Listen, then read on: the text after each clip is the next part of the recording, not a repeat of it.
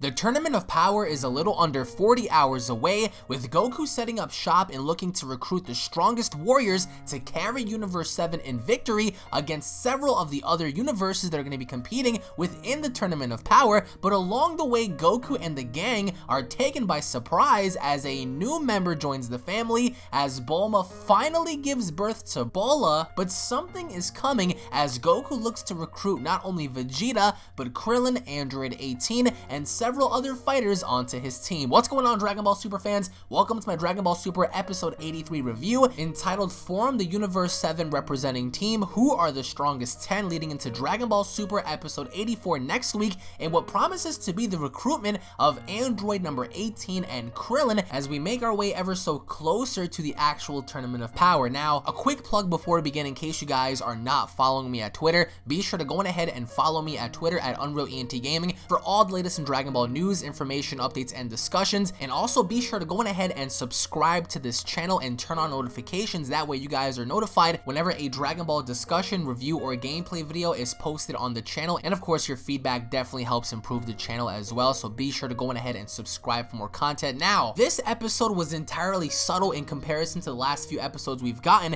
in Dragon Ball Super, with Gohan versus Lavender, Majin Buu versus Basil, and of course Goku versus Bergamo and Topo. So now we're gonna slow things down as we got about a month full of action. So right now is the key representing core, and Goku having to recruit everyone else to be a part of the team, in which case we already know who those people are, but simply trying to get them on the team is what I feel is most engaging about these episodes. Now again, I also want to say one thing, that tomorrow we're going to be doing a Dragon Ball Super discussion on Discord, so in case you guys are not following me at Twitter, follow me at Twitter. I'm going to be posting a link in there. That way tomorrow we can go ahead and talk Dragon Ball Super live on Discord. So the episode preview for Dragon Ball Super episode number 84 is really interesting for the sole idea that Goku is now going to be trying to recruit Krillin and Android number 18. And what follows with this is the overall introduction to Dragon Ball Super episode 84, where we get to see Krillin and Gohan training. Now, this is a very important deal because Gohan wants to see how well Krillin can match up against them, in which Krillin does, I would have to say, a relatively good job in trying to keep up with base form Gohan as he uses Solar Flare, as he uses several techniques to throw Gohan off, in which will be the recruitment of Krillin, because Krillin wants to go ahead and rid all the fear away from him, as Krillin is going to be stepping in against 70 other fighters to see how he's going to fare off. So having Gohan as an opponent, I think, is very suitable because Gohan wants to be the one to test him.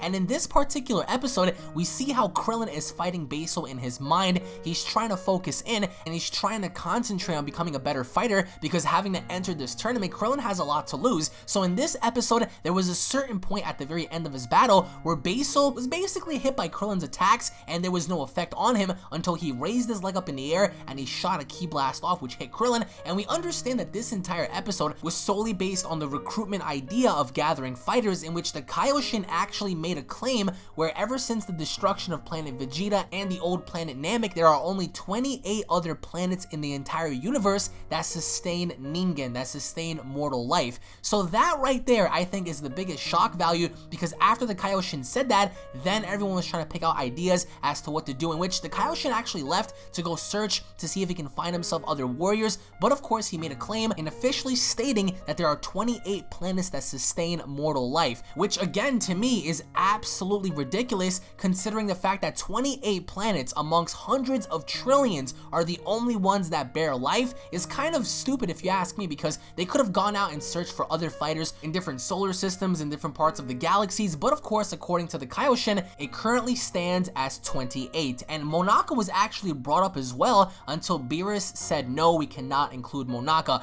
Another very interesting and groundbreaking factor was the fact that Whis was actually able to allow Bulma to give instant pregnancy. Yes, Bola was actually born due to Whis. Whis pretty much walked on over and placed his staff on Bulma's stomach, and right then and there we see how Bola was born before everyone's eyes. So Whis also has the ability to allow someone to give birth early, because Bulma was still scheduled to be a few weeks ahead until she gives birth, but Whis, knowing the fact that they need Vegeta, allowed Bra to be born early. That way Vegeta can join the team and help them fight, in which he was asked in this episode, and nonchalantly he said no, even to the point where Beerus was stressing about it. He was arguing with Vegeta, and Vegeta made a promise to be there with Bulma in taking care of their daughter, or their son because he didn't know at the time until she was born. So he made that sole commitment in doing so, but even prior to that, he was thinking of a name. He wanted the name to have like a Saiyan lineage, in which case towards the end of the episode, we see how Bulma confirms her name in being Bala, but the entire time Vegeta kept refusing, in which we do understand that he will be a part of the team.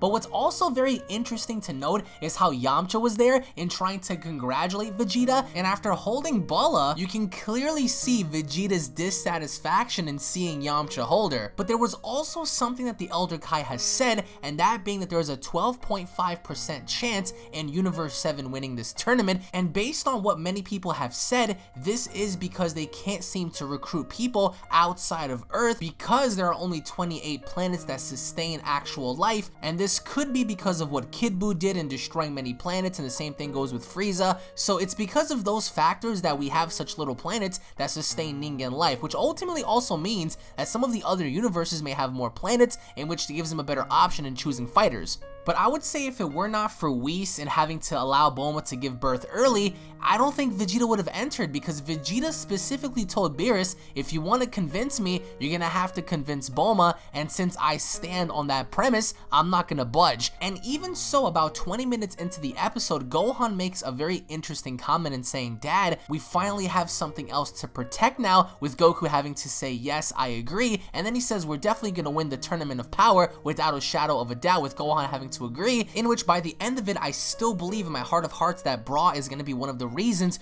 where Vegeta is going to push himself at this tournament, because after having a look at Vegeta's demeanor and how he carried himself, especially towards the end when Trunks didn't even know how to hold her. Remember, Trunks had never held a baby before. Trunks was always the baby. Even when future Trunks was around, little Trunks was always considered to be the baby brother, and now little Trunks is actually the big brother to Bala. So after having to see how the way Trunks was holding her, we saw how Vegeta was like, wait, you don't know how to hold her, you have to hold her a specific way. And aside from him having to argue about a worthy Saiyan name, we see how he slowly opens up his eye and he's looking at her while holding her. And I do think that at some given point, if Vegeta is thrown off guard, if Vegeta is beat down to a pulp, if Vegeta is on the edge of losing the actual tournament, I think that he's gonna use the image in Bala and her having to be vulnerable and being destroyed. And I think that that was given away by Goku and Gohan, especially Gohan after saying, you know, finally we have someone to look after, someone else to have to protect. So I think that it was made painfully obvious in this episode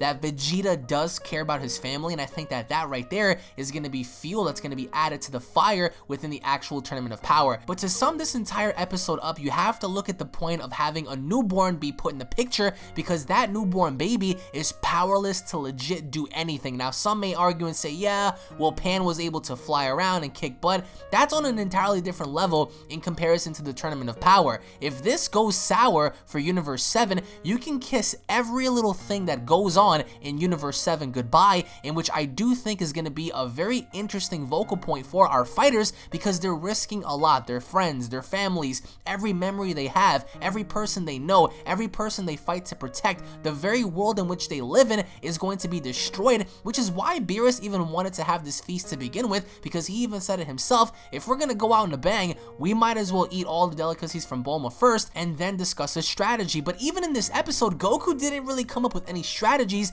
except for pretty much recommending Monaka, and then after that, he was just really excited about having to fight these people, in which he even told Beerus how excited he was, and Beerus having to say, man, you are really unbelievable at this point, because you're only thinking about yourself, you're only thinking about fighting these new people. And this episode, although it wasn't the greatest, it was certainly heartwarming to see how everyone got together and not only congratulating themselves, but seeing how Gohan was more involved as well, and seeing how Gohan suggested that getting Krillin in this may be, you know, an etchy idea because we don't know how strong he is, which is why Gohan wants to test him, and in which Krillin does put up a fight. You have to give Krillin props, but of course, in comparison to Gohan, Gohan would slaughter him. So this episode, I would have to say, was definitely a 3 out of 5. There's nothing major that was groundbreaking in this episode aside from two things, one of which being 28 planets that do sustain Ningen, Sharingan in the entire universe, and of course the second one having to see Whis use his staff in order to allow Bulma to give birth even further. So it's a very weird thing that happened. Hopefully enough we get more into this as we progress on forward, but post your comments down below on your overall thoughts on this, because so far I think that Vegeta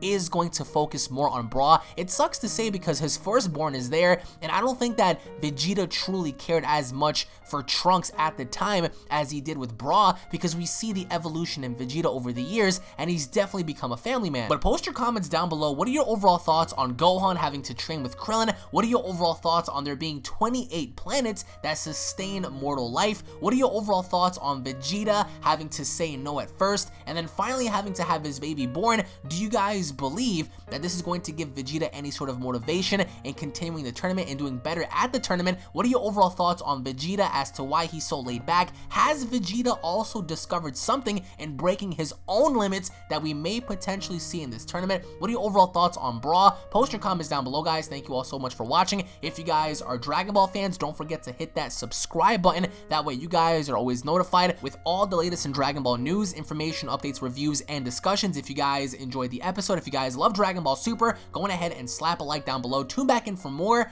and I'll be seeing you all in the next Dragon Ball Super prediction video, in which we do have a lot to talk about, because Krillin having to keep up with Gohan and having to train with him is most certainly very intriguing. Take it easy, guys. Peace.